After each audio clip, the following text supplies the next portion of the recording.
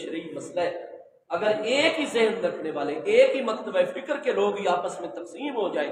پہلے ایک مسجد میں جمعہ ہو رہا ہے، نماز ہو رہی ہے، اور ساتھ ہی کچھ فاصلے پر اسی مکتبہ فکر کے مسلمان اگر اپنی الگ مسجد بنا لیں تھوڑے فاصلے پر، اور پہلے والی مسجد کی رونق اس نئی مسجد کے بننے کی وجہ سے کم ہونے لگ جائے، نمازی تقسیم ہو جائے، پہلے والی مسجد کی رونق ختم ہونے لگ جائے یا پہلے سے کم ہونے لگ جائے، تو اس نئی مسجد کو شریعت میں مسجد درار کہا جاتا ہے۔ ریاست پر فرض ہو جاتا ہے کہ اس نئی مسجد کو سیل کر دے۔ پہلے والی مسجد کی رونق نہیں کم ہونی چاہیے۔ اتنے فاصلے پر نئی مسجد، آبادی بڑھ جاتی ہے، انسان زیادہ ہو گئے نماز پڑھنے والے، تو نئی مسجد کی ضرورت تو پڑ جائے گی۔ لیکن اسلام یہ کہتا ہے کہ جو پہلے والی مسجد ہو،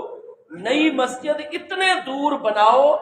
کہ نئی مسجد کے بننے کی وجہ سے پرانی مسجد کی رونق میں کمی نہیں آنی چاہیے۔ اگر اس کی رونق میں کمی آنے لگ گئی یا سرے سے ختم، تو یہ نئی مسجد مسجد درار ہوگی۔ وہ جو نئی مسجد بنا کر آپ نے اپنے تعصبات کو ہوا دینی ہے، آپ معاف کر دیں،